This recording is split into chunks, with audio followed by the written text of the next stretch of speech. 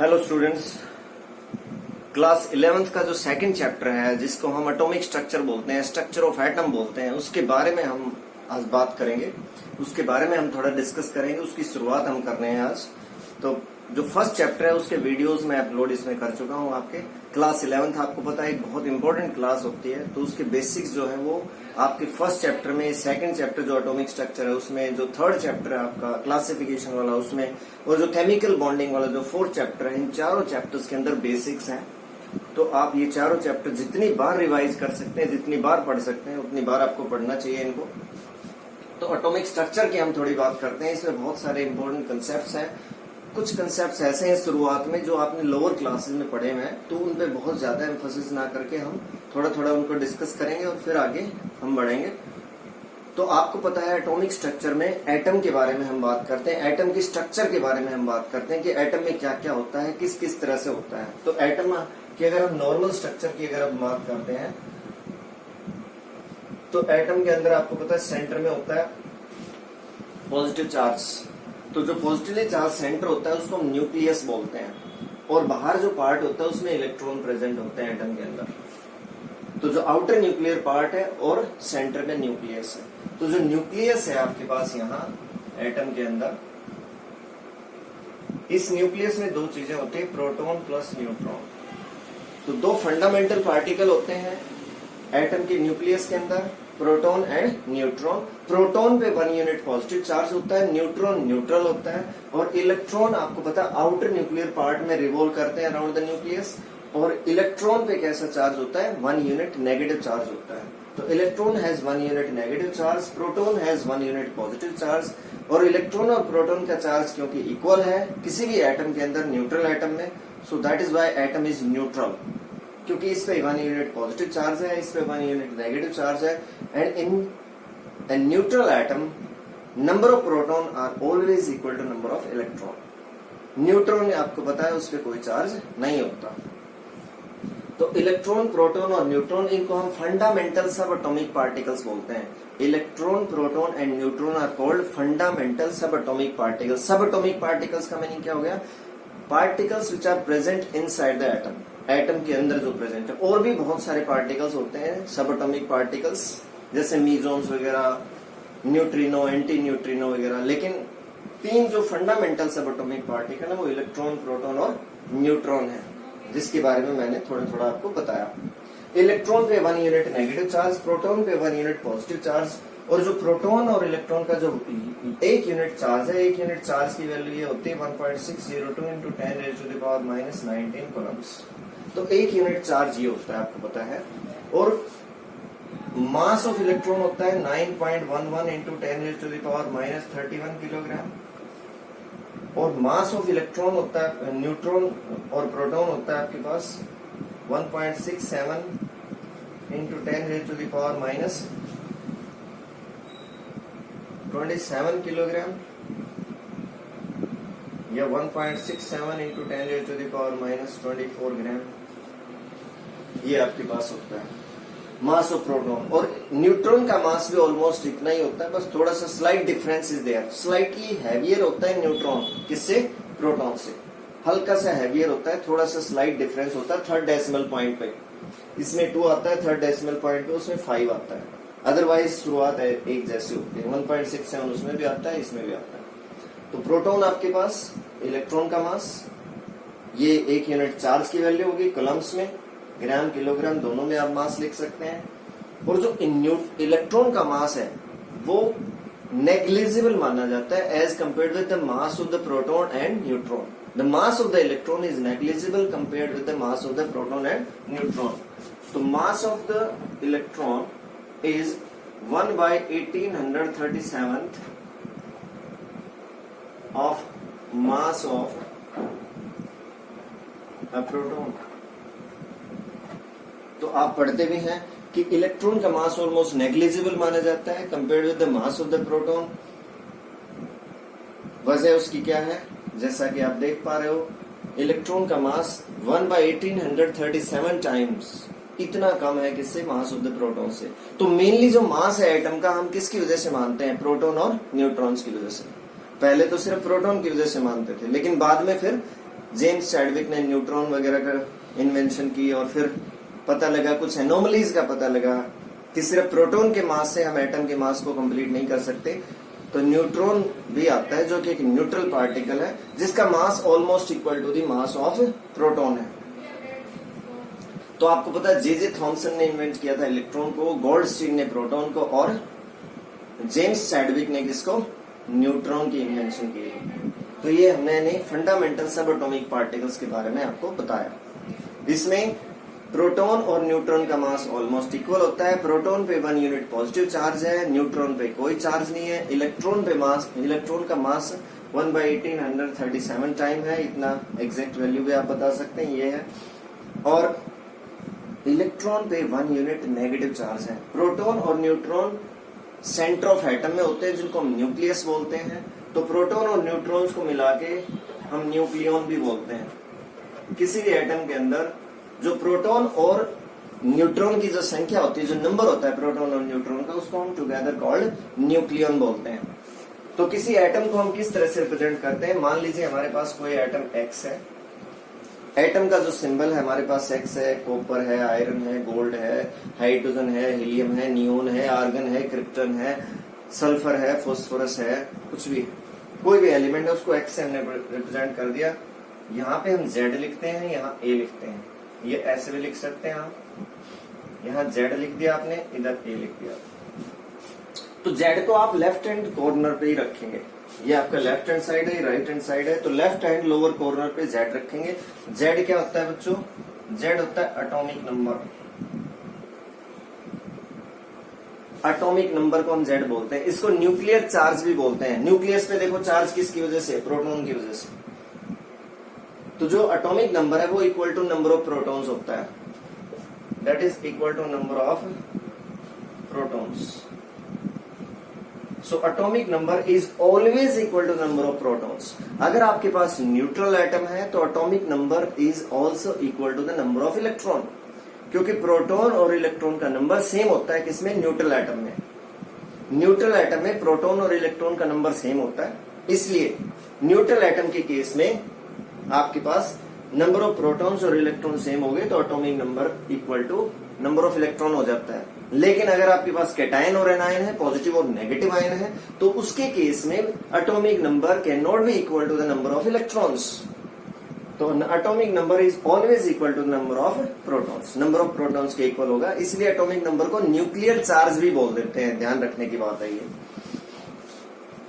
ए आपके पास होता है इसमें mass number, and that is equal to proton plus neutron.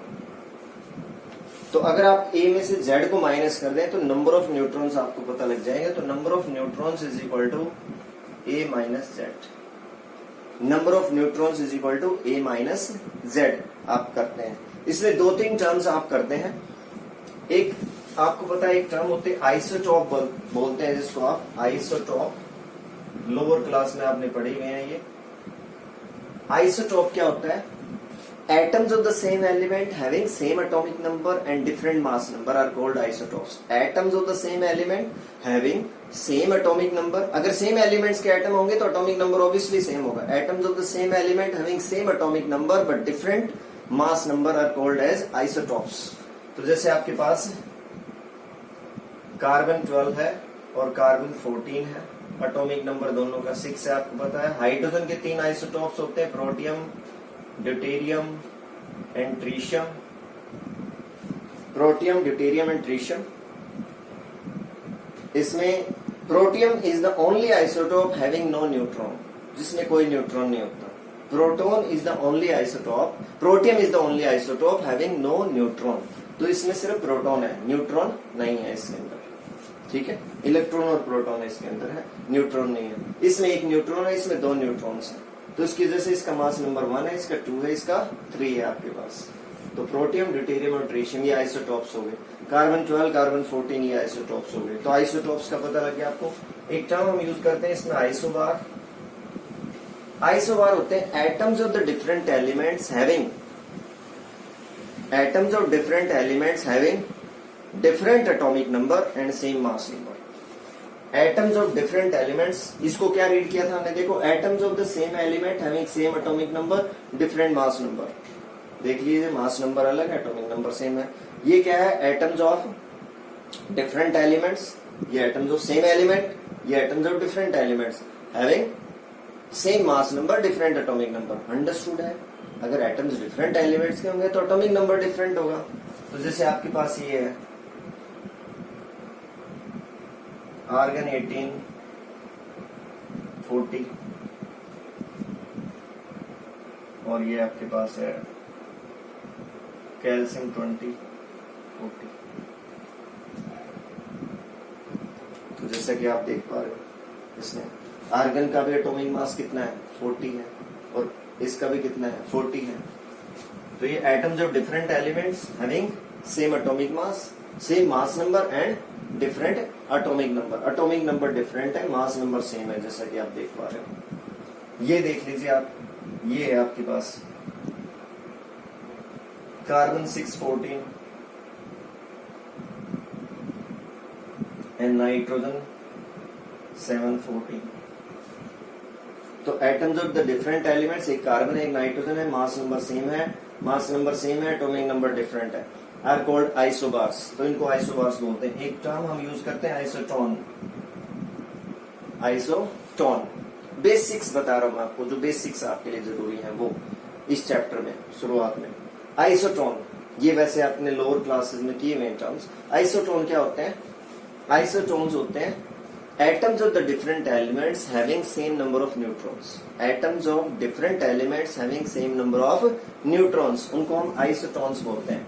तो आइसोटोन्स क्या हो गए बच्चे आपके पास, एग्जांपल देखिए आपके पास ऑक्सीजन 816, नाइट्रोजन सॉरी कार्बन का ले लेते हैं हम, देखो ये carbon 614।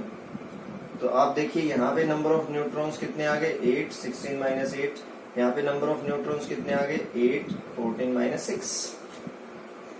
So both these are atoms of the different elements. देखो इनका एटॉमिक नंबर भी सेम नहीं है, मास नंबर भी सेम नहीं है, लेकिन क्या सेम है, नंबर ऑफ न्यूट्रॉन सेम है, तो इनको हम आइसोटोन्स बोलते हैं। Atoms of the different elements having same number of neutrons. तो तीन डेफिनेशन एक बार फिर से रिवाइज कर रहा हूं।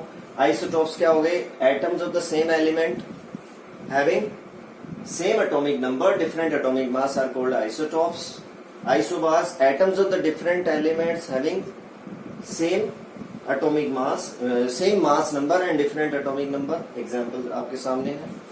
Isotones क्या हो गए, atoms of different elements having same number of neutrons, atomic number भी different, mass number भी different, atoms of different elements having same number of neutrons are called isotones। तो आइसोबार, आइसोटॉप्स, आइसोबार और isotone आपने किए।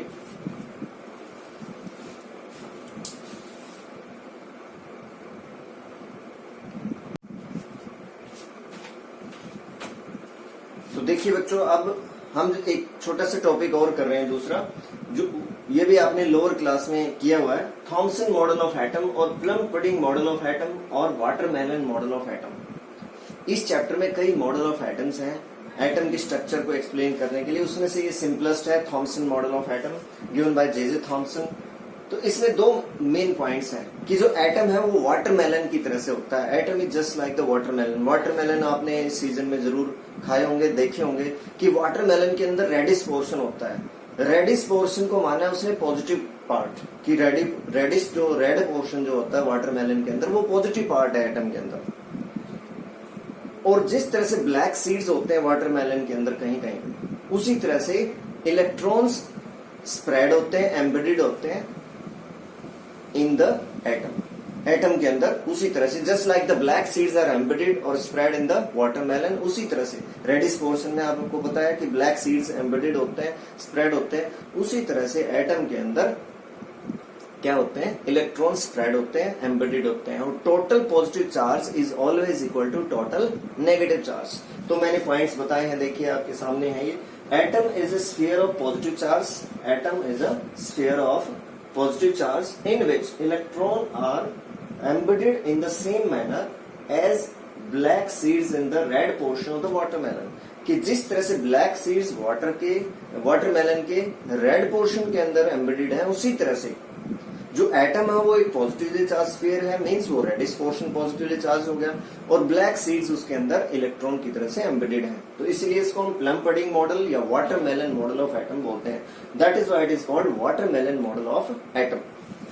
दूसरा point इसने क्या बताया कि total positive charge is always equal to total negative charge, so atom is neutral. Atom कैसा है? न्यूट्रल है। तो ये देखो डायग्रामेटिकली भी आप समझने की कोशिश करें तो ये पूरा पॉजिटिवली चार्ज स्फीयर है और उसके अंदर इलेक्ट्रॉन्स कहीं कहीं पे क्या है? एम्बेडेड है। तो पॉजिटिवली चार्ज स्फीयर है। अगर पॉजिटिव चार्ज को नहीं भी शो करें तो भी कोई दिक्कत नहीं है, सिर्फ इलेक्ट्रॉन को आप शो कर सकते हैं, उससे भी काम चल जाएगा। मींस जस्ट लाइक दैट, इस तरह से आपने इलेक्ट्रॉन को शो कर दिया कहीं कहीं पे कि electrons are embedded in the, क्योंकि ये पूरा का पूरा पॉजिटिवली चार्ज स्फीयर है और फिर इलेक्ट्रॉन इसके अंदर एम्बेडेड है, इसके अंदर कहीं कहीं पे इलेक्ट्रॉन्स है। फिर लिमिटेशन क्या है? It could not explain the stability of atom. ये स्टेबिलिटी ऑफ एटम को एक्सप्लेन नहीं करता कि एटम स्टेबल क्यों है, किस तरह से स्टेबल है, कि एटम के अंदर पॉजिटिव पोर्शन भी है, नेगेटिव भी है, मींस इलेक्ट्रॉन है, प्रोटॉन है, फिर वो एक दूसरे को अट्रैक्ट करते हैं, तो फिर एक दूसरे को अट्रैक्ट करके दोनों पे, एक पे 1 यूनिट नेगेटिव चार्ज है, दूसरे पे 1 यूनिट पॉजिटिव चार्ज है, तो फिर एक दूसरे को अट्रैक्ट करके वो न्यूट्रलाइज क्यों नहीं हो जाते? फिर ऐसा एटम की स्टेबिलिटी के बारे में आपको पता है ऐसा होता नहीं है नॉर्मली, और इस तरह से एटम की स्टेबिलिटी को एक्सप्लेन नहीं करता। फिर एक एक्सपेरिमेंट किया था रदरफोर्ड ने, आगे हम इसके बारे में पढ़ेंगे। रदरफोर्ड ने एक एक्सपेरिमेंट किया था जिसको हम अल्फा स्कैटरिंग एक्सपेरिमेंट बोलते हैं। जो रेडियो एक्टिव रेडिएशंस है उनके बारे में भी हम बात करेंगे। रेडियो एक्टिव रेडिएशंस होते हैं अल्फा बीटा गामा, उसी में से अल्फा रेज लेके रदरफोर्ड ने एक्सपेरिमेंट किया था जिसको हम अल्फा स्कैटरिंग एक्सपेरिमेंट बोलते हैं।